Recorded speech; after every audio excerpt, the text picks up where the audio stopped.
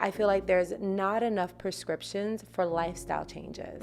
It's just like, okay, you're having these symptoms, this medication will take care of the symptom. Yeah. But we're not addressing the root cause. Totally. So it really does depend on your lifestyle. And you actually should start to tailor your workouts to your lifestyle. If you were just traveling, but you got this workout and you got to do it, and you hit it in the gym, and then you get sick and you wonder why.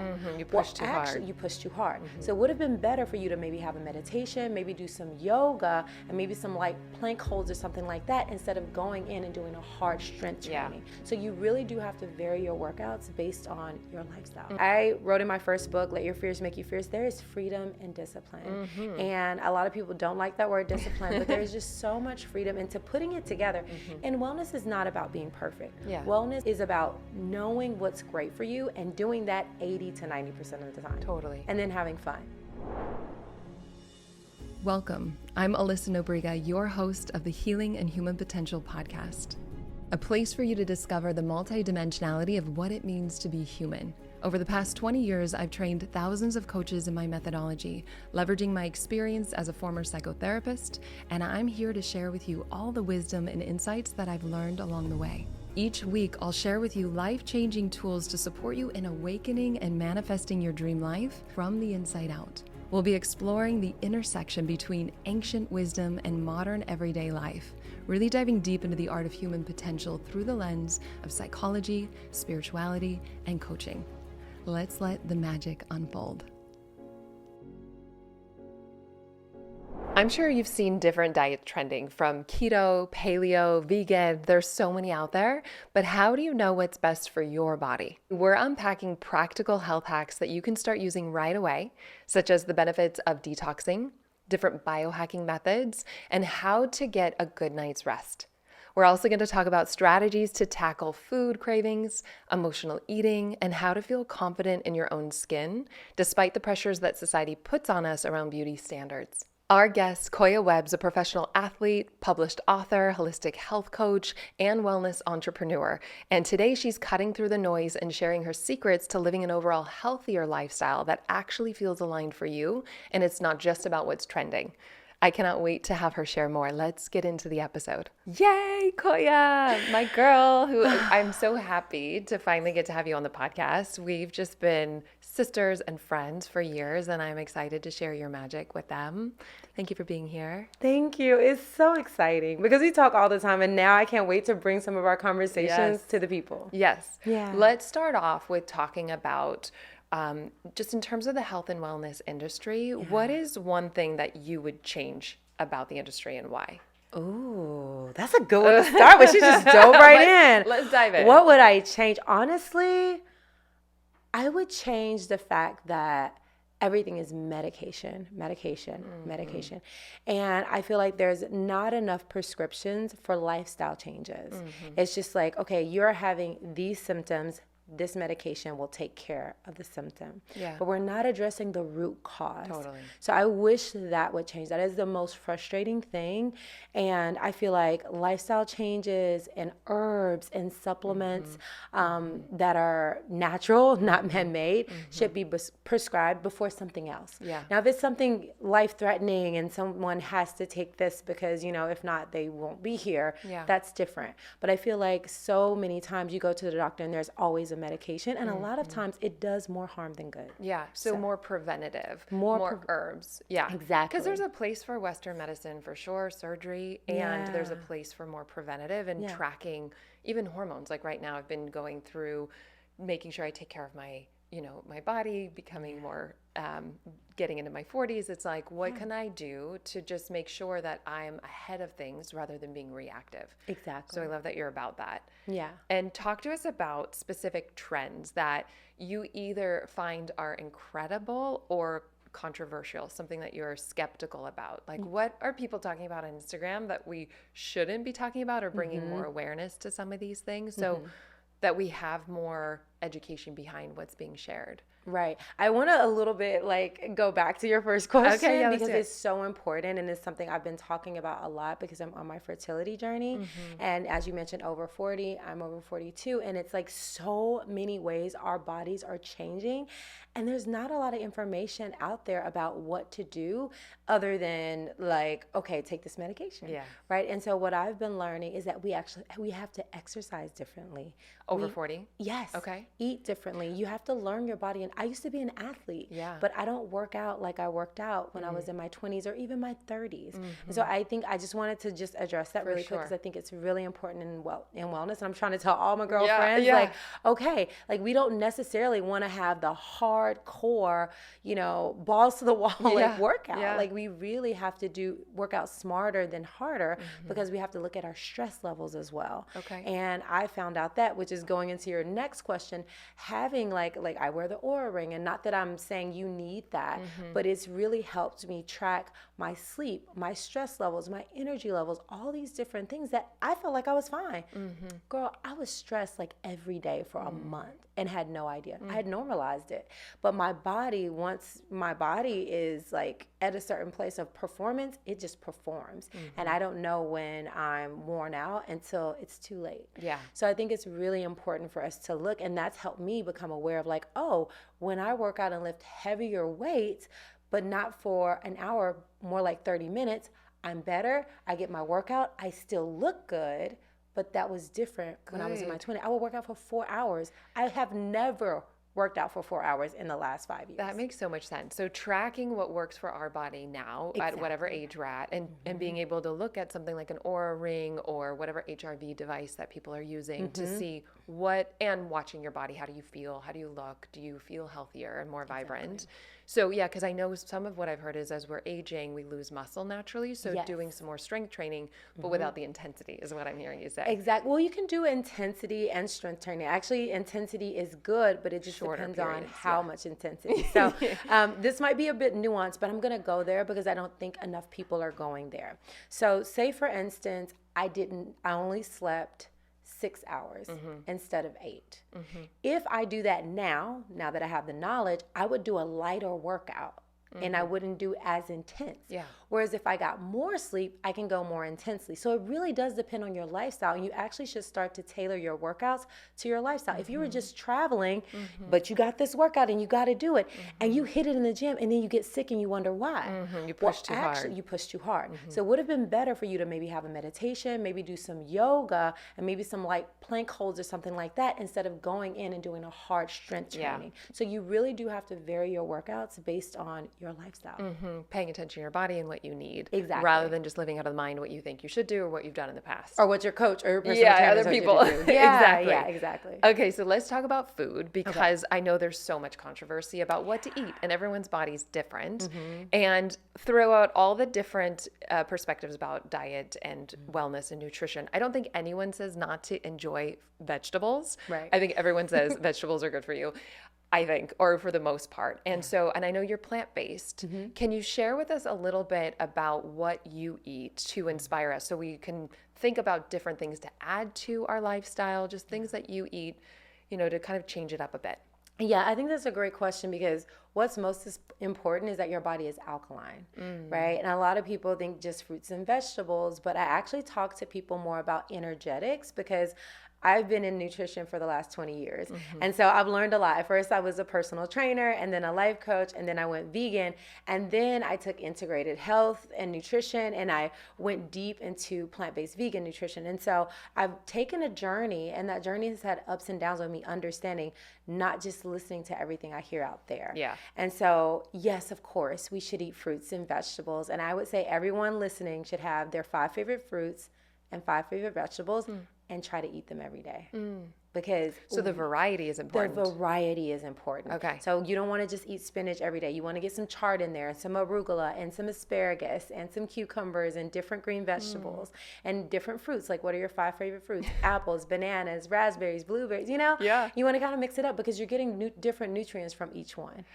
Yeah, I'm laughing because I had a friend of mine, Dr. G, Christian Gonzalez, on the podcast, and he used to be an oncologist, and he was telling me, because I'm high risk for breast cancer and I just did a biopsy, and he was saying the number one thing I could do to help have my body digest estrogen is eat broccoli sprouts. Those are the one food that I like the least. And I was like, are you kidding me?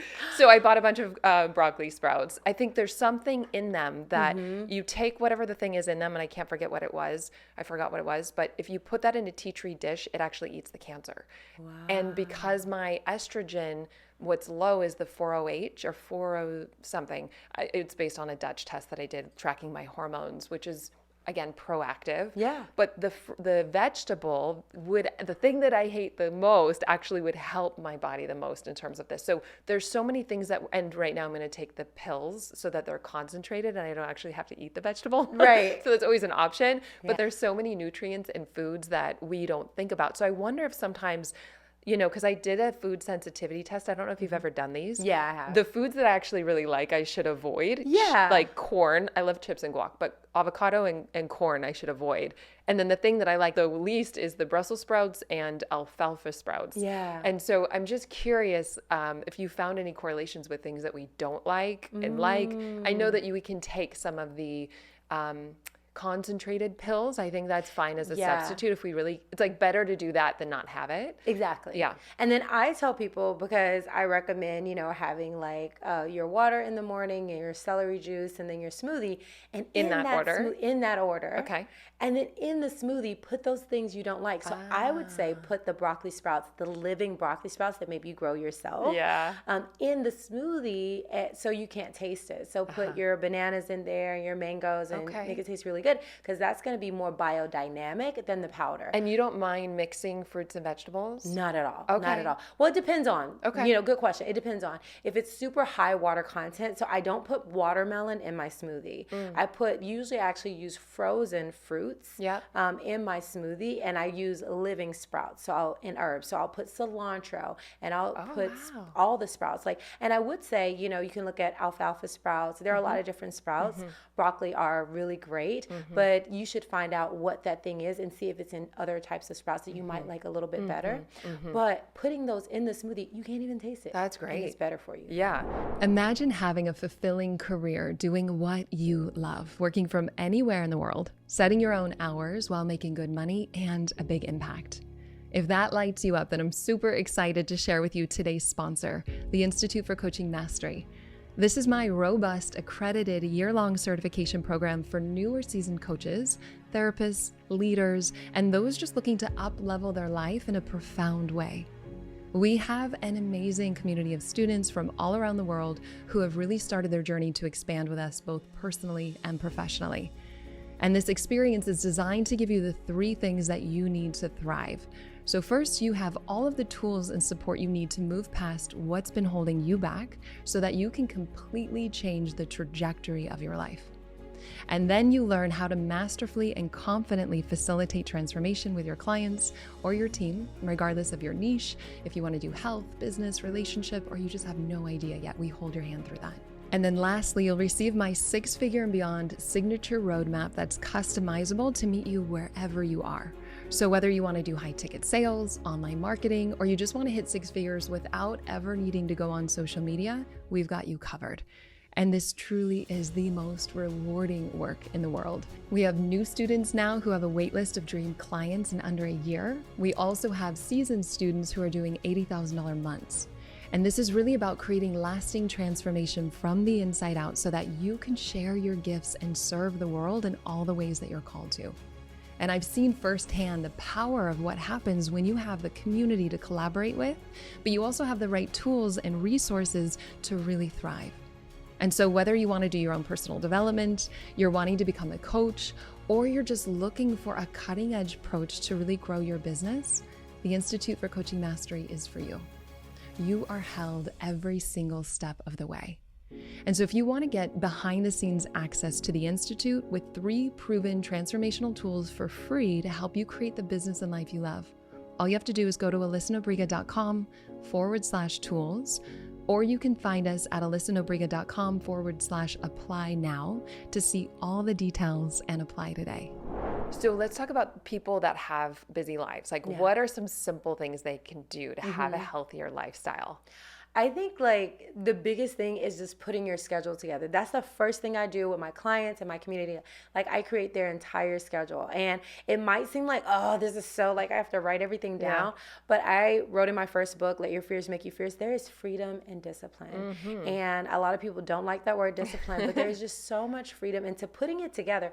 And wellness is not about being perfect. Wellness is about knowing what's great for you and doing that 80 to 90% of the time. Totally. And then having fun. And so I would say start off with your foods, cut out most processed foods. But when you go over a friend's house or if you're traveling, now if you travel as much as we do, you might not be able to do that as much. But when you're traveling, you can give yourself a little leeway, right? But like make sure most of the things in your house are not processed. It's going to save you so much. You have fresh fruits, vegetables, nuts, seeds, and superfoods. You're going to feel better. You're going to look better. And then when you're on the road, because I travel so much now, I actually have to take the powdered versions of what I normally have fresh. But so I make sure that I'm getting my sea moss. I make sure that I'm giving my superfoods and vitamins. So sea moss. Yeah, you're on a whole nother level from where I'm at. And I think the first thing that was helpful for me was like less processed foods. So I would, instead of a power bar, I would take beef jerky, like clean processed beef jerky. Or, you know, I found that when I was eating what I quote unquote thought was healthy for a while, power bars, I was like, these are so processed. And I just felt like I had like left it in my belly. Like I felt a little bloated, and I tried different ones. And then I actually replaced the power bars with dark chocolate. So less ingredients, really enjoyable. I did, you know, I have a little bit of a chocolate thing. Like I need to, now I used to be a bar a day of 88%, and it gave me a little bit of a high, you know, but then now I'm doing like half a bar, but still it's like, I didn't realize it. It feels way better for my body. I feel better and look better with half a bar chocolate than I do a power bar. So I think wherever we're at, just taking, like you were saying earlier before the podcast, some of those smaller incremental shifts versus like, I got to have sea moss when I'm traveling. Well, the thing is, I would also give you, like if you were my client, was like also try some dried mango, try some mulberries, like try some of these superfoods that actually give you so much more energy than a chocolate bar. Not that anything's wrong with a chocolate bar. It does have some value to it. But what about getting that energy, that value, and nutrients at the same time? Okay. I know people talk about, I'm just curious, people talk about the sugar spike. When is the best time to have, you know, like the mango or mulberries, any of the fruits? I would say like during the day, like anything before like you're getting ready for bed. Like you want to have it like after morning should be liquid because your body is detoxing. So when the sun is highest. Like break fast. I didn't realize that was the you're fast breaking that you're fast. breaking. I was Exactly. like, okay. So starting the day, and it's not like maybe a couple times a month I'll have like vegan waffles and biscuits and stuff like that. But most of the times it's, you know, I have my green water, my celery juice, my smoothie, and then I start eating. Okay. So tell us a little, and at some point I would love to hear some of your regular go-tos, what you eat. Okay. Yeah, I'll tell you the whole schedule. Okay, like fine. That's what I want to know exactly. And like I said, I think everyone's body is unique. Yes. I'm an inspiration and I am a guide. And I feel like you should listen to guides like myself, and you should try things, but then listen to your body. Totally. How did that work for you? How did that feel for you? Did you feel more energy, or did you feel like a little bloated and you know, run down? And if someone ever tells you, even though they look like the vision of health, it might not have the same impact on you. So I want to give that caveat before I give my so in the morning I used to just do lemon water with cayenne, you know, to speed up my digestion and my metabolism, and it's very cleansing to have, you know, the lemon or lime water, which lime is more, and I'm going to go deep because I know your people can handle it. But a lime is non-hybrid, so a lemon and lime is good, and I tell people good, better, and best. A lemon is good, a lime is better, and a key lime with seeds is best, right? So all foods have different energy values, just like people do. And the closer the food is, like your beautiful lemon tree out there, the closer it is from nature, the better it is for you. The more hands it's touched, the more trucks it's been in, it actually lowers its vibrational frequency. And I like to talk to people about, you know, as I said in the beginning, energetic alchemy, like the energetics of things. And so I would say in the morning, have that lemon water. But recently, because I'm on a fertility journey, and now I'm upping even my game to the next level. So I want to tell people I wasn't here for the last 10 years. So I put chlorophyll and eciatic herbs in, and it's also cancer preventative. So I would actually, I'm going to send you the link. Chlorophyll. It's so good for you, and it's mint too. It feels like I'm Popeye, and I'm just getting all this energy back. It doesn't always taste good, so I like what you're saying, putting the mint, and you're saying lemon in it as well? Yeah, Okay, and the kind that I get comes with lint, so I'll give you my favorite kind. And it's fun. just a dropper of that, a dropper of some other herbs, and so I call it my green water. Yeah. So I've been doing that for the last 4 months. Incredible. I feel really good on it. And then I have the celery juice, which I got that from my friend Anthony William, medical medium. He had said the sodium cluster salts in celery juice really helps detox your body and set your digestion. So I went for a while when we first met, and I was doing it. I didn't like the quality of celery, and I actually didn't digest it well. But actually in Atlanta, and I'm just getting the organic celery from Kroger, and I love it. I love the taste. It's just totally different. So don't force yourself to drink it, because you do have to kind of play around with the quality of celery if you're doing the celery juice. But the celery juice is really good. Like Dawn notices, like I feel good, and I notice feeling better when I started the celery juice again. And he notices a full-on detox because this is his first time doing it. So celery juice, and then in my smoothie, I put bananas, which was on my no, you can't eat this. I'm like, no one's taking bananas away from me. I don't see it doing anything negative to me. I'm eating my bananas. Yeah, so good. I have bananas, a fruit, some herbs. Sometimes I do the heavy metal detox smoothie with like dulse and spirulina and cilantro and all the things. And sometimes I just make a good tasting smoothie. Right. But what thing I see people doing is putting a lot of oils and fats and stuff in their smoothies. And I definitely caution against that. Right. You want to have like your smoothie be light and filling, and only put things in there that you know specifically why you're putting it in there. If you don't have a goal for it, then don't put it in there. Just to like be throwing it in there. And then usually I eat like a big meal, like a big salad, or just one big meal a day. And that's about it. What? Yeah. What are you do intermittent fasting? Like you're done after lunch, or I usually eat the meal after the whole smoothie thing. That takes me up until 12. Okay. Yeah. And then after that, the next time I eat, I might have some fruit. Okay. Or I might have some snacks, but usually the next time I eat, it's 5 o'clock. Okay. And that's my meal of the day. And what are you eating for dinner? Like usually I have a complex carbohydrate. Okay. It's either lentils, chickpeas, quinoa, some complex carbohydrate that's like really dynamic. And when I say dynamic, I mean if I put it in water, it sprouts. And that's how that helps digestion too. Exactly. So it helps digestion. We call it living foods, right? It's not just like raw foods. It's not dormant. If you put it in water and sprout, you know that it's biodynamic, and that's energetically a higher frequency than just eating rice or something that can't sprout. So I have that. Then I have a sweet potato because on my fertility journey, I have to eat sweet potatoes and avocados every day.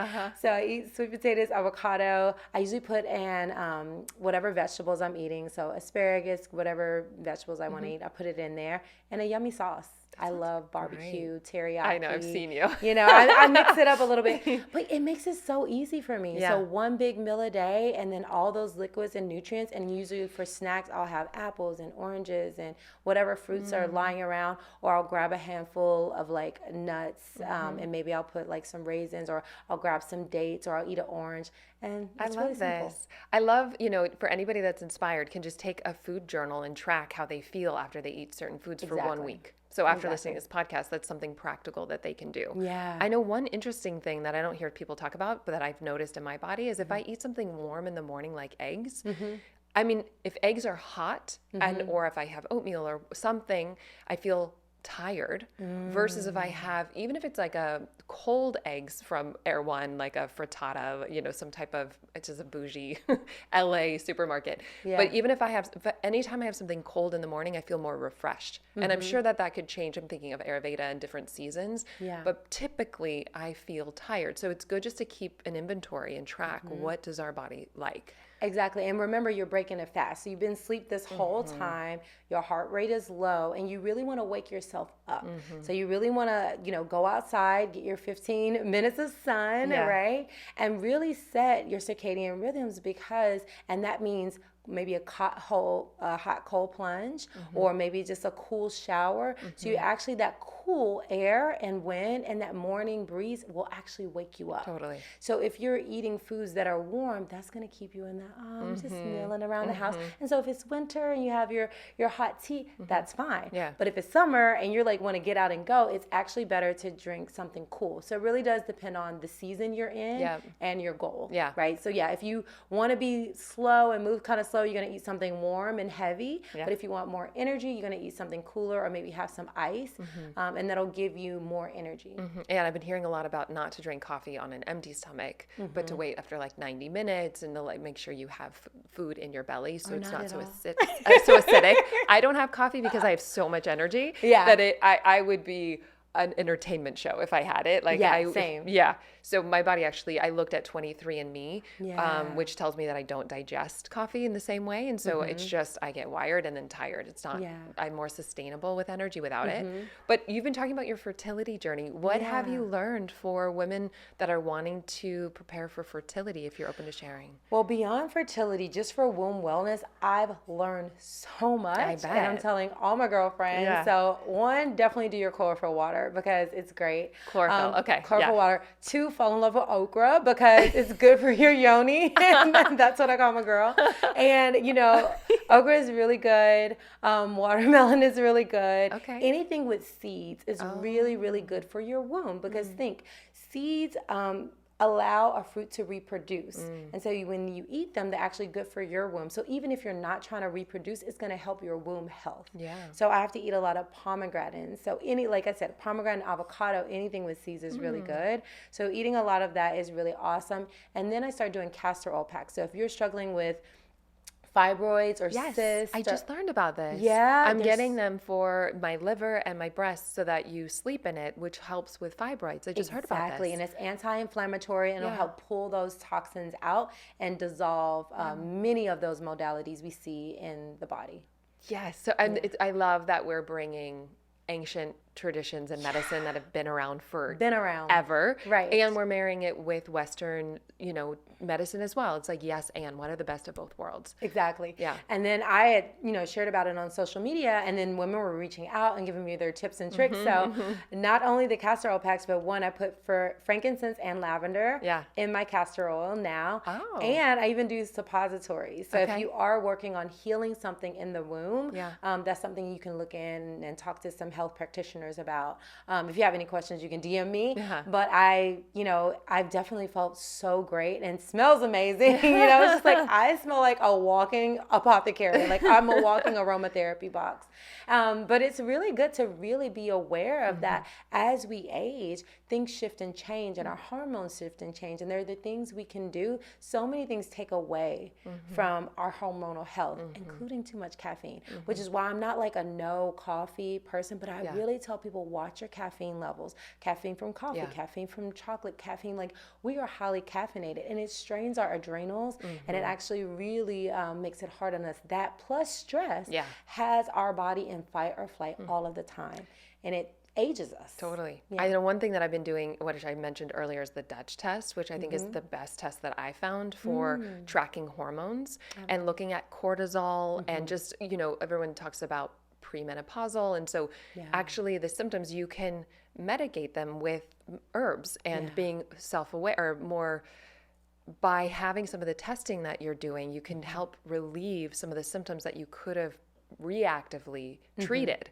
And so that, not everyone can afford things like this, but there's a lot available for people to be proactive but a lot of herbs, which there's no real side effect to it. Right, because like ashwagandha, like that's one that I take every single day, ashwagandha, lion's mane. So a lot of the mushrooms are really good every day. They're natural. You can take them in reasonable amounts and you can feel, the good things about herbs are natural, so you can feel the effect they're having on your body and you can increase or decrease your dosage based on how you feel. So I do a lot of Anima Mundi because they have really high quality herbs, Yeah. right? So I feel like herbs that you can like really like kind of test out the powders. Okay, let me just put like a fourth a teaspoon in here and You put see it in your how I smoothie. feel.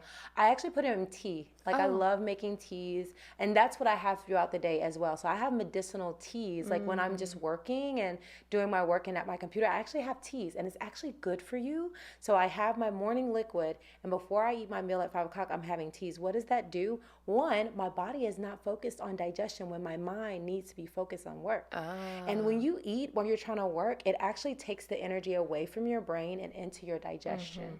So it's actually better. I'm not saying like everyone's different. I've been doing this for a long time. Yeah. But it is scientifically proven, like when you're working, if you can just have liquids or eat less or, you know, have a smoothie or something like that, you do have more energy for your brain. So I highly suggest that. I mean, but you don't want to starve yourself. You want to eat and make sure you're having nutrients. Totally. So I drink medicinal teas, and that keeps my energy up without the caffeine, and I feel amazing. Do you have any standpoints of too much liquid while you're eating? Do you try to separate the two for digestion purposes? Yes, absolutely. I normally don't eat that much. I don't drink that much when I'm eating. I might have a warm tea because warm tea is usually diluted with like the supplements that I put in it. And I am taking a lot of supplements now, so I have to like spread them out throughout the day. Yeah. So putting I learned the hard way. I had like 30 pills and I took it all at once, and I'm like, I feel nauseous. Yeah. I usually don't take more than 3 or 4 at the same time. Okay. Like I really do spread them out. Like even like after I have meetings for 45 minutes, hour max, Good. I'll have a supplement after each meeting. I'll go and have some water or have a tea, and I'll have some supplements. So that way, again, I have sustained energy throughout my day. My mental clarity is super high. And then when I'm done, I'm like, okay, I'm done at 5. And I also try to stop work at 5 as well. It's at least Zoom calls. Yeah. And then I'll do writing and things after my dinner. And it just, that's been a good balance for me. So I would say learning when to eat and when not to eat based on your lifestyle. So I do lifestyle blueprints for my client, and their schedule doesn't look like my schedule. I find out how do you sleep, how do you work, and then I put in their food and their nutrition around that. Yeah. And that's what I highly suggest for people to do. Yeah, I find that I stop eating around 5 or 6 and not going to bed on a full stomach. If I go to bed on a full stomach, I'm dreaming in different ways. I feel heavier in the morning. I'm actually hungrier in the morning. Yeah. Like, so just all the things that we get to track about ourselves. Yeah. But another thing I want to talk about is emotional eating, because I know a lot of people have the best of intentions to eat healthy, but then sometimes they can revert back to emotional eating or eating things that they know that they shouldn't be, but they're eating for other purposes. What kind of strategies have you shared with people to support them in cutting through? Well, I'm an emotional eater. I'm very passionate, Leo, and I love food. I'm very passionate about food. Food makes me happy, especially good foods and that smell good and look good and taste good. I tell people, if it's not good for you, don't have it in your house. Make yourself go out and get it. So I don't have like a lot of like snacks and things in my house at all. I'll make myself go to the store and buy it and get it if I really want it. And so I think that's the number one hack is don't have it in your house. Yeah, make it harder to get. Make it harder to get. And number 2, if you want something that you know is not great for you, start off with having something you know is good for you first and see if you still want it. For instance, if you're like, oh, I want my daily chocolate, it's like, okay, but you know, I recommended that you try mulberries because they have more nutrients and will give you energy. Okay, I'm gonna have these mulberries first, and if I still want the chocolate after mulberries, I'll give it to myself. So that's worked for a lot of people, and they're like, wow, I feel so much better and so much energy. I didn't even have that. Yeah. And I'm only having it like twice a week now. Yeah. And so things like that, having something that's really healthy for you first before you give yourself that thing that's not so healthy for you, but you really love it. I love and that. So for those emotional eaters, like it works for me like a charm. Okay. And I'm like, okay, I'm satisfied now. But it does have to be something that is good for you that you like. It can't be something that you don't like, because then you'll just be annoyed and you'll go on revenge. You'll go revenge rebel. eating. We are like, our ego is very powerful. And if we try to like deprive ourselves without rewarding ourselves, we will retaliate unconsciously against ourselves and wonder, what just happened? Totally. I was doing good, and then all of a sudden in the middle of the night, I went downstairs and ate a whole pint of ice cream. I've been there. I've done that. Yeah. Exactly. Yeah. So it's really important for you to like really be kind to yourself and know the things, again, that you really love that are good for you, and really stack up on those, and don't ever have your house without those. And the things that are not as good, don't have them in your house, or if you do the healthy thing first and then let that be an afterthought. I love this because it's gentle and it's also just upgrading. It's like, you know, mulberries, or what else could you substitute it with? Eat some of the healthy things. It's not like you can't have it, but maybe you limit what you have. Delayed gratification. I like and that. it's great for your brain health. Yeah. Are there any specific herbs? You brought up brain health earlier, and I'm personally curious, are there any specific herbs that you love for brain health or brain functioning, cognitive functioning? Lion's mane. Okay. Lion's mane is my absolute favorite for brain health. Lion's mane, ashwagandha, or, you know, what is that one? It starts with a C. I can't remember it right now. Cordyceps? Yeah, cordyceps. All of the mushrooms are great for the brain, right? And also walnuts are really great for the brain. So anything, that brain food is really, really, really important. Okay. So I have walnuts or some type of nuts. I do seed cycling. So I'm eating different type of seeds at different times of my cycle. Oh. Yeah, you've never heard of it? No. Oh my gosh, girl. I'm going to send you the whole protocol. Okay. Yeah, so seed cycling is really good, especially for women over 40. I mean, any woman that's menstruating, it will help you regulate your cycle. It'll help with acne. It'll help Is it complicated? Can you share it now? Or? No. Okay. Well, actually, I don't know the exact like cutoff points. Okay. But I can share the concept. Sure. The concept is you eat like certain nuts and seeds at certain time during your cycle, right? So at one part of my cycle, like I have it written out for myself, but I don't remember because I'm not that deep in it. But I'll eat like walnuts and pumpkin seeds at this time, and then the other time I'll eat sunflower seeds, and they're just giving you different nutrients at different times. Love it. I'm so excited. I like all the different hacks. I want to try all the things. Yeah, it's so fun. And we're going to go into that in a moment. But before we go there, I also want to talk to you about body positivity and self-acceptance.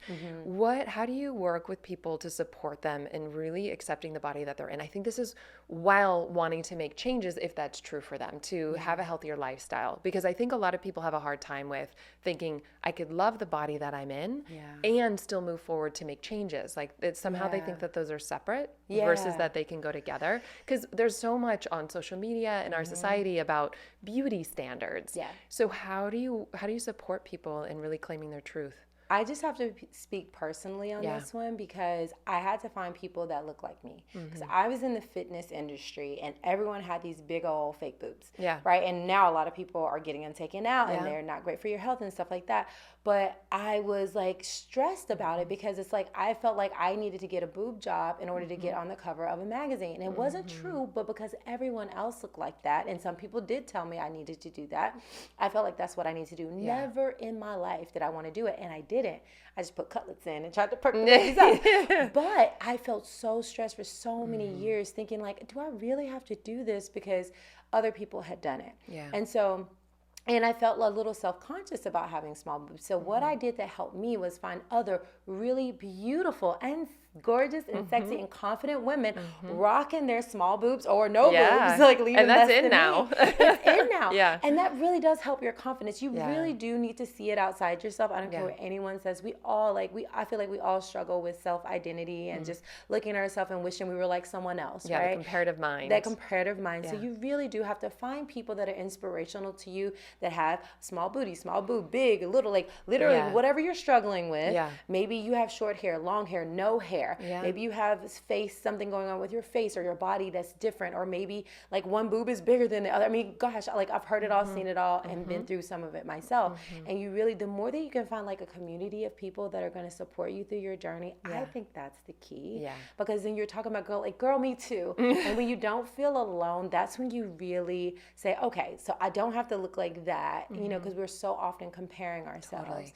I don't have to look like that. And I had a friend that told me, like, I feel so self-conscious when I'm around you because I'm always looking at your body. And I was like, thank you so much for sharing that with me. Yeah. Because like I could feel some energy shifting, but I never knew what it was, you know, and her sharing that made me realize like, okay, people are going to feel that and you didn't do anything wrong, but that's people dealing with their own issues of self-value and self-worth. And I used to do the same thing. Yeah. You know, I used to see a girl very voluptuous and be like, wow. Yeah. You know, or it could even be the same girl that's like comparing to you. You could be comparing and you have no idea. Exactly. Yeah. And you know, me and my sister, she was like, you got the boobies and I got the booty, you know? And she's like, yeah, I wish my booty. She's like, I was like, yeah, I wish my booty. So we kind of just laugh about it. Yeah. So when you can kind of laugh about it and joke about it, you know, I think that also helps too. But then sometimes you go by yourself and cry about it. Yeah, totally. Yeah. So I think just like knowing that you are beautiful just as you are is the most important thing. No matter how you look, there's only one of you and then one person that can look like you. Even if you're a twin, you have like little differences. Like even identical twins have little things.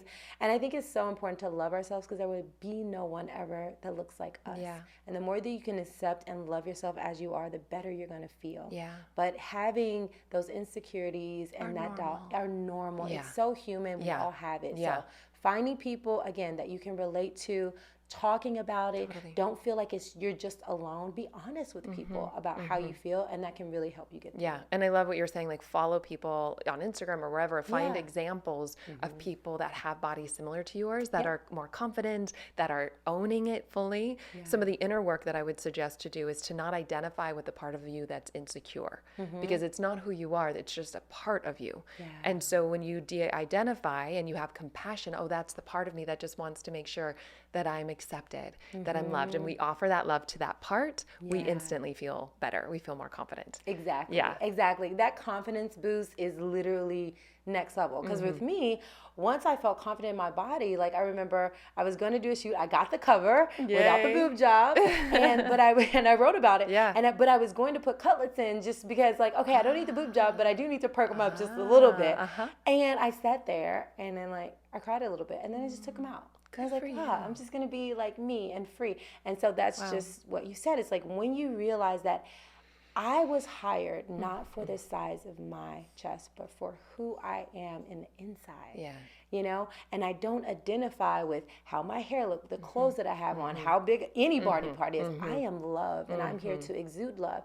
And when you do that, you radiate. go so much beyond the physical, and people feel it. Totally. And then you're an meet you there. example for other women to put on their board, their vision board, or their following, and just be like, this is possible for me too. Exactly. Yeah. So you are beyond your physical appearance. You are the spiritual self. And when you put that forward beyond the physical, that is what people will feel and react to. It shines through. Yeah, you're Absolutely. radiant. Yeah, because then it doesn't matter what the size of anything. There's a radiance that comes through that is so attractive. That's confidence embodied. And that's available to everybody by welcoming every part of ourself that is insecure, just looking for a little attention. We offer that to ourselves. Yeah. I want to come back to detoxing because I think it's such a powerful thing that people can adopt. Can you share with us some of the benefits of detoxing and different types of detoxing that we can do? Yeah, detoxing is so important because we live in a toxic world. I mean, it's just really toxic, you know? And so no matter who you are, no matter where you are, like some places are more toxic than others, but we all are breathing in toxins the moment we wake up. And so I'm going to talk about detoxing from a couple of different lenses. Cool. Yeah. So the first lens is detoxing. What most people talk about is detoxing the body, like with what you eat, right? So eating, cleansing herbs and things like that can help you detox the body. And I think you should do that at least once a month. I used to do a 10-day detox every month, once a month. And I'm actually going to get back to it. Within 2025, I'm bringing back my detox challenges because it's so important. Yeah. The next way you should detox is your home. A lot of times we have so many toxic products in our home, toxic candles, toxic cleaning products, toxic laundry products. And so you should look at those products, and if they have toxins in them, get them out and like get the clean ones in. And you can even DIY. It's not like you have to buy these super expensive, I'm not going to name any brands, but you don't. You can make, like I use a lot of baking soda and I use, Castile soap and things like that can clean your house and can clean your body and can clean your clothes without being harmful to you. So I would recommend detoxing your home, detoxing your body, and then also your mind. Totally. Like those negative thoughts and those self-judgments and those comparison. Like, can you write down, and I like to do journaling, like just journal how you feel. Like think about everything negative you thought this week or this day. So I love to do it every day, but I tell people at least do it once a week. What are all the negative things you thought? Write them down.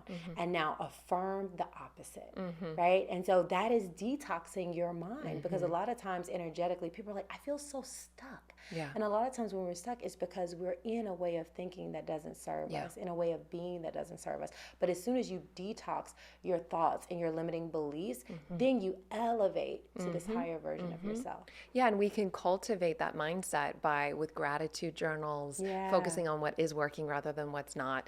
And I think one of the most important or helpful things for me with the cultivating a different mindset is, again, not identifying with the mind. It's just a pattern of thinking. It's not personal. It's just programming. And so the more we can see it without the judgment, the easier it is to shift it.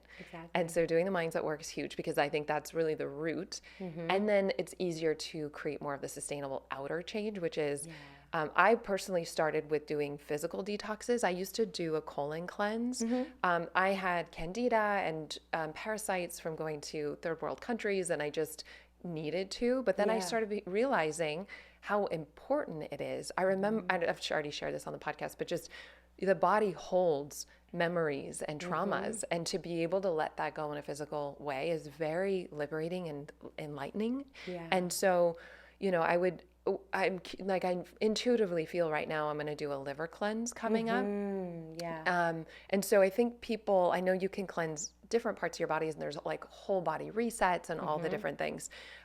Which one have you found, just personally speaking, become really helpful for you, or something that you do at least every year on a physical level? I would say for the liver specifically, or just on period? A physical level. A physical level.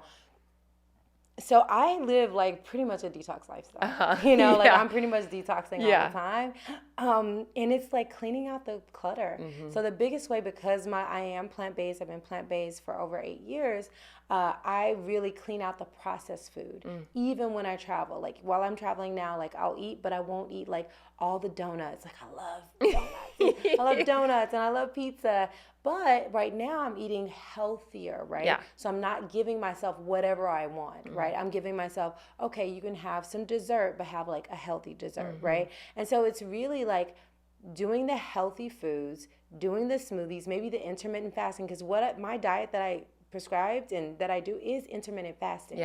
But I call it intermittent feasting, right? Because when I wake up, I'm still feasting, but I'm feasting on liquids, right? And I have a small window where I'm eating. So that allows my organs to rest or do very minimal work when I'm using my brain. And if you're doing that, I think it puts you in a detox pattern. So now a heavy cleanse you can do, like I love the Master Cleanse. You know, I've been doing it and it's very inexpensive, you know, so the Master Cleanse is a good one.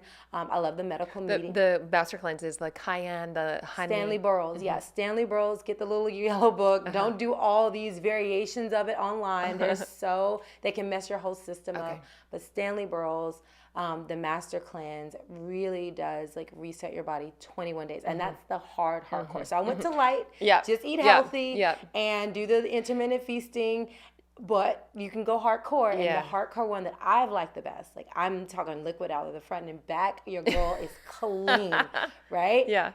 Master Cleanse. And some people call it the Eliminate Diet. But again, I highly suggest doing it the way it was originally set up, because there's science behind why they set it up a certain way. And when you make all those exceptions, it actually is not so great for you, because it can ruin your digestion and kind of ruin a lot of things going on, functions in your body. There's a reason that you do the internal flush with it and have like the salt water to clean everything out. There's a reason the measurements are the way they are, because they're keeping your body alkaline. And when you don't do that, or if you substitute too much, then you start getting irritable and you're like, oh, I can't do this. And so I tell people, when you're following a program, follow it fully. Don't do a little bit of your program, then a little bit of my program, and a little bit of that coach's program over there, because a lot of times all the programs can work. If you work them how they're meant to work. And so that's the biggest recommendation, because I think a lot of people, when I say test from different people, it's more so like lifestyle stuff. But when it comes to like food and nutrition and doing these things, you actually, if it's a program, you really want to follow it to a T, or ask the originator, is it okay to substitute? If so, what should I substitute? So I would say the light one is intermittent fasting, and then the heavier detox, I would say, the heavier detox would be the Master Cleanse, and midway would be like Anthony Williams, like medical medium, like 7 or 9 day cleanse. Like those are really good because you're still eating food, but it's just like kind of like, you know, cleansing and healing foods. And so I really like that one for people who don't want to do the 21 day and they're like, I need something a little bit deeper than just eating clean and no processed food. Then that's kind of like a middle of the road one that's really, really beneficial. Yeah, and even more, as you're talking, even more than cleansing, it's like if we can move towards less processed food as a lifestyle, that would be even better. And based on processed food, I mean, I was raised on bagel bites and Pop-Tarts and cereal, so I needed to go in and actually really cleanse. And at one point I was like, how could I not have processed food? It was such a big concept to me. And I just did these slow incremental changes, and then I needed to do some of these detoxes. And I like how you say just go the next step so that you don't rebel unconsciously and just let it be gentle. And I would say recommending people take some time off of work if they're doing something more serious, or you're absolutely new to it, because you can get brain fog or feel a little spacey depending on what the cleanse is, just to let yourself have the detox process. Yeah, some cleanses are like that, and so depending on if you're not at a retreat or something like that, I recommend to do a cleanse that is actually nourishing versus depleting. Okay. Right. So depleting, it's a deeper cleanse, but you can do it if you're like on a retreat or taking the weekend off. But a nourishing cleanse, like pretty much the way I eat, you can do it while you're working and you won't feel lethargic and foggy and things like that. So I would definitely recommend that. Okay. Yeah. And in terms of health hacks, what are some of your favorite health hacks? My favorite health hacks, hot cold therapy, which we were talking about before. And I tell people you don't have to have a cold plunge pool. You don't have to get like all those modalities. You can literally go in your shower, turn on the cool water for about a minute, front, back, and then you'll feel refreshed and you'll get a benefit. Or hop in your tub. You don't need any ice. Just put it on as cold as possible and just sit in there to get started. And then you can work your way colder and colder as you get acclimated. And that's really going to help your lymphatic system. That's really going to be good. So that's one of my favorite health hacks that I tell everybody. Just try it. Also, I like doing an ice facial. So you just feel like a basin full of water, and you do put some ice in that, and then you just put your face in, like, 5 seconds, or as long as you can hold it, and come out, and you do that 3 times. I love that. That really is going to reset your mood, reset your emotions, and make you feel refreshed during the day. And it's good for your skin too. It's great for your skin. I love gua sha. I love massaging the face and the whole body, self-massage, body massage. I love the castor oil packs, like phenomenal. I do the red light therapies and the biomass. They are like some of the more pricey things, and infrared saunas and things like that. I think the things I named before that are like almost free are actually more impactful. Like getting sunlight first thing in the morning. Exactly. Sunlight first thing in the morning, 6 to 8 hours of sleep, walking or running at least a mile a day. People underestimate the value of walking, just moving your body. It's really important because as we get older, our knees, our joints, our ligaments, they start to deteriorate. But you're moving them, so you're increasing the blood flow. When you increase the blood flow in your joints, they actually get healthier and stronger than you just sitting around. If you're just sitting around, they're just getting they're just getting creaky, and you're like, why am I so stiff? I didn't do anything. Totally. Exactly, you were sitting around, so it actually needs blood flow. It needs a massage. It needs movement, and it will start. The cells will repair themselves. But if you don't move it, they're just kind of sitting there, and it's almost like they're dormant and dead. Let's talk about sleep quality. So I want to share some hacks that I've just, I mean, I'm not an expert in this, but just things that I have found that are really valuable, and I'd love to hear yours too, because the quality of our sleep, for me, everyone talks about a morning, routine, and I love that, but for me, it's about the night routine. And some of the things that I found that help me get deeper quality sleep, I've actually tracked it on a Whoop, which tracks your HRV, and I've just tested things. So having, for sure, the light, and people are a little bit different, so we have to be aware of it. But for me, light and sound are 2 big ones. And so wearing an eye mask is huge, but also a humidifier. And this is for 2 reasons. One is the white noise. So if my kids are up or my dog's walking around, I don't hear it because it's so loud, but then also it doesn't get so dry, especially in the summer. Or even if the winter, if the heater is on. So having the humidifier for it being more moist, but also having the sound. And then magnesium. I know as we get older, we produce less, so I take it at night. And then you talked about this earlier, shutting off the mind at least 3 hours before going to bed. Because if I work late, it's still working when I'm sleeping. And so what we do before bed really matters. I'm curious for you, what are some of your sleep hacks? Oh my goodness. First of all, I love a warm shower or a bubble bath with magnesium. And I bathe in magnesium. I take magnesium. I mean, magnesium is my BFF right now, okay? So I'm always like, I actually take it throughout the day as well because we get so depleted. So taking an Epsom salt bath is my cat's meow. Like, give me a good Epsom salt bubble bath. And I actually put essential oils in it. If I'm on my cycle, I'll put Lang Lang. I'm big on essential oils before bed. So I'll put clary sage in there. I'll put lavender in there. So all of those are really good. And then I love like a good massage. So I'll either have a self massage or my fiance will give me a massage. So that's just so soothing with me. And it helps me like just let the day go. Yeah. And I always like, I never get into bed like without a bath or a shower. Like I feel like it's like washing the day off, washing my thoughts out. And I'm just like ready to let go. So it's good for your lymphatic system it's too. Great for your lymphatic just like system. Trampoline. Exactly. Like actually rebounding is something also that's really good for us every single day. And I was like, is jump rope the same? They're like, no, rebounding. I was like, okay. So that's really good. But I really love, I also do an eye mask at night. And then reading, like I actually like, you know, reading a book or something like that, not on my phone. Yeah. So I have so many books and I usually listen to audio, but when I'm doing my nighttime routine, I actually love reading.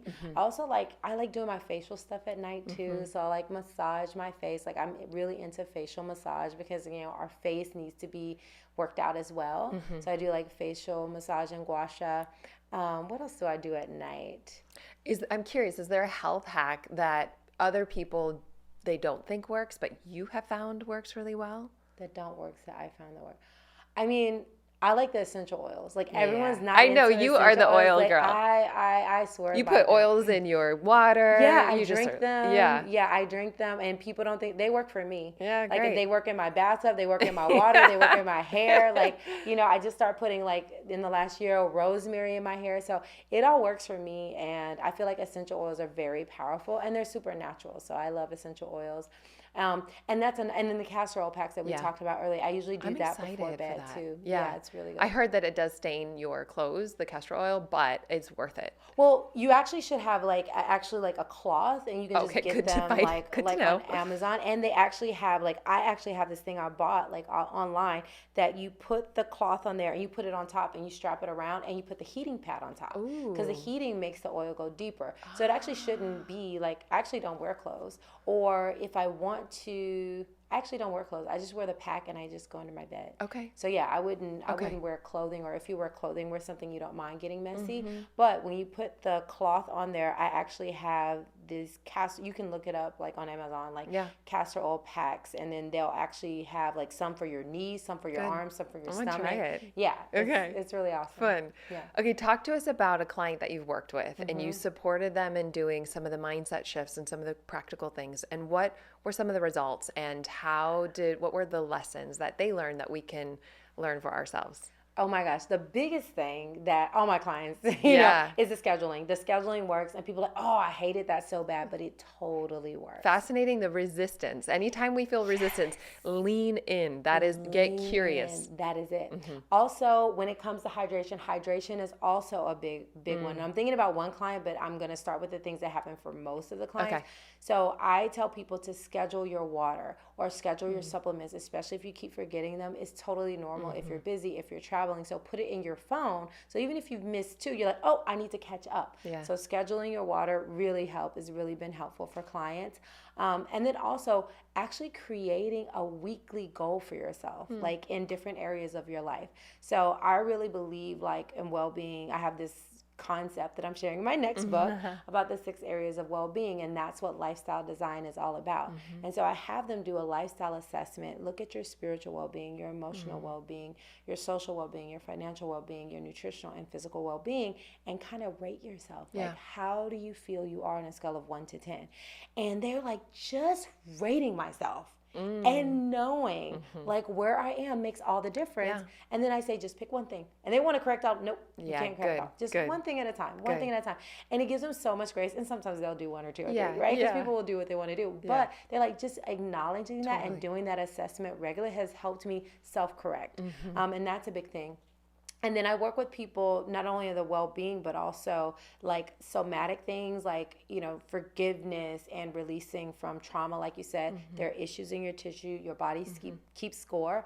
So a lot of like primal yells and somatics and energy work that I do, I've had the biggest results from clients saying, I have felt slightly frustrated and irritated almost all my life from stuff that happened from childhood. I've never felt this type of peace before.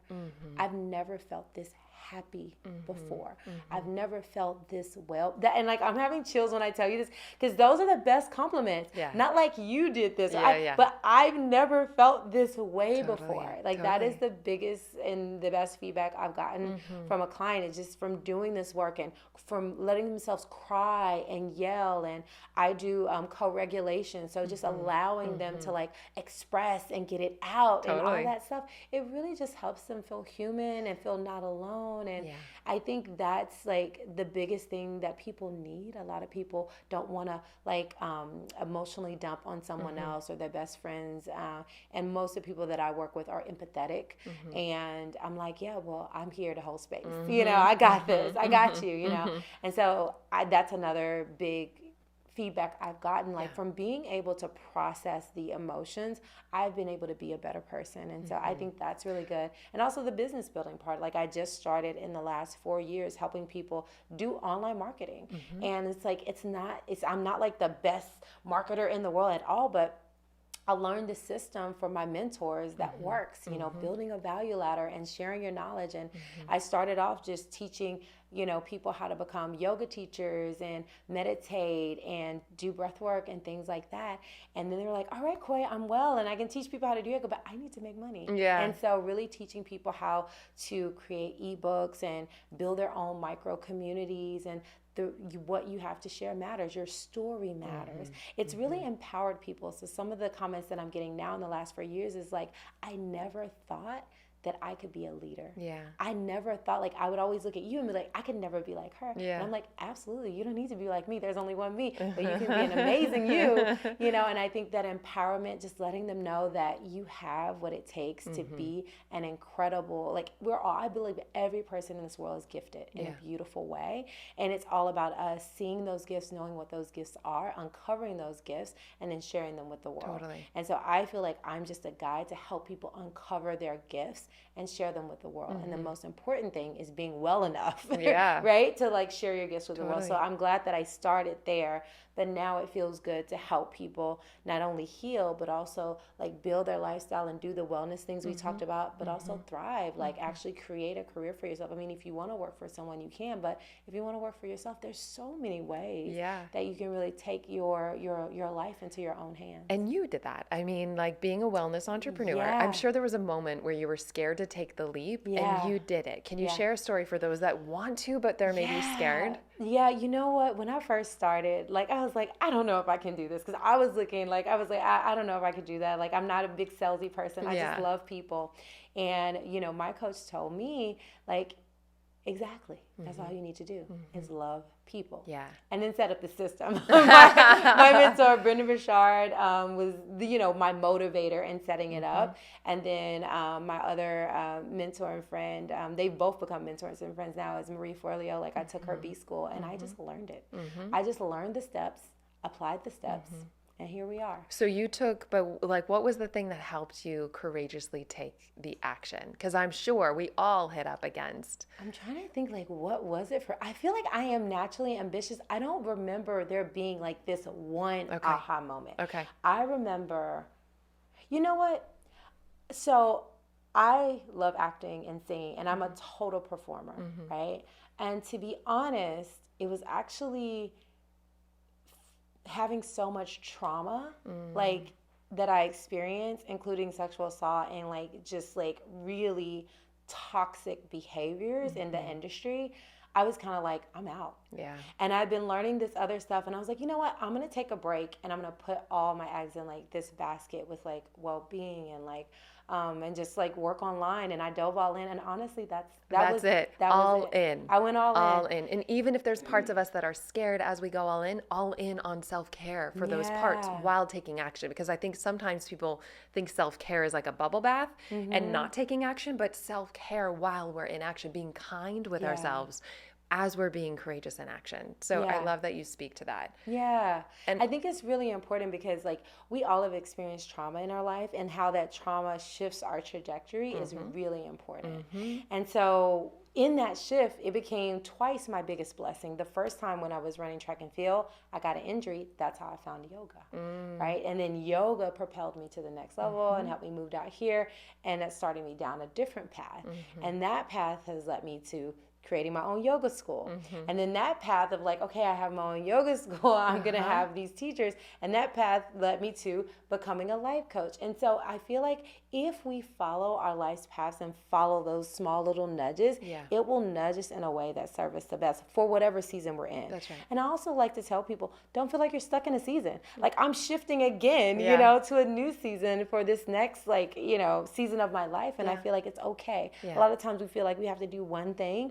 And it is good to sometimes focus in your life on one thing and do it well. But if you feel like you lost the passion for that thing, it's okay to explore something else. Yeah. What a permission slip for people. And like the water's warm. You can follow your heart. And I just find having the inner tools to navigate the emotional or mental misunderstandings makes it easier.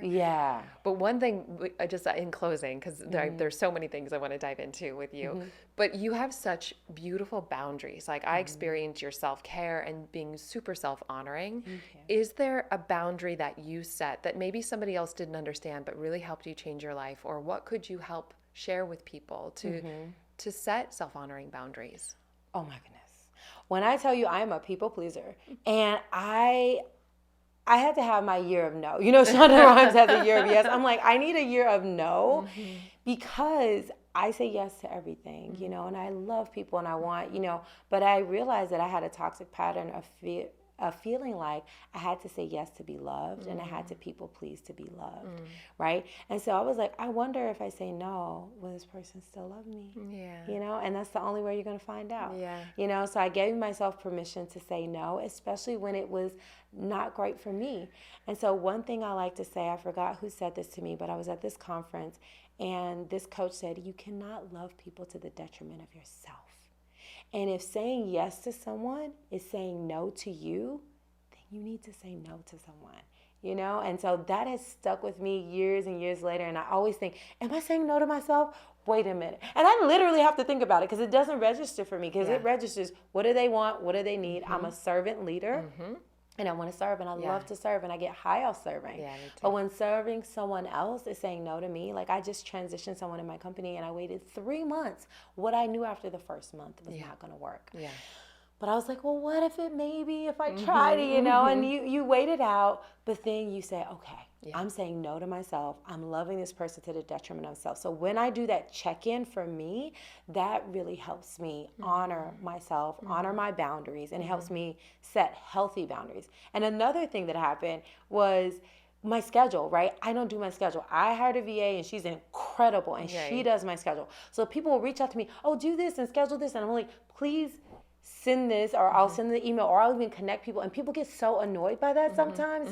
But I'm like, if I schedule something and she's already scheduling something else or have something on hold, that's called double scheduling. And so even though people get mad at me, I'm like, I'm sorry. I just have to do it this way because it has helped me have so much peace. And whenever I go off on that boundary, if it's not the weekend I can be okay. But during the week, I usually regret it. I usually regret it. Life gives us lots of opportunities to learn whatever lesson we're meant to learn. I know we can talk forever, and I know my audience is going to want to stay connected. Where do they find you? What are you up to? You can find me at koyawebb.com and all the social media channels. I make it really easy. It's just my name, Koya Webb, KoyaWebb. I love it. I love you. Thanks for being here. Thanks for having me. Thank you so much for doing this work that changes the world, starting with yourself. It truly does make a difference. And if you're finding value in this podcast, a cost-free way to support us is by leaving an up to 5-star review. It does mean the world to us. And as a thank you gift, we're going to send you one of the most powerful tools that you will ever discover. You're going to get behind the scenes access showing you how to live into your full potential without letting fear hold you back from stepping into your dreams. Just head over to Apple Podcast or Spotify and leave a review now. You can take a screenshot before hitting submit and then go to alyssanobriga.com/podcast to upload it. And make sure to have your automatic downloads turned on wherever you listen so you don't miss any of the upcoming episodes. I have so much magic I can't wait to share with you. And you can find all this information in the show notes below. But lastly, if you're on Instagram, I love connecting and hearing from you. So come on over and say hello. I'm at Alyssa Nobriga. Thank you again for being here. I cannot wait to share more with you.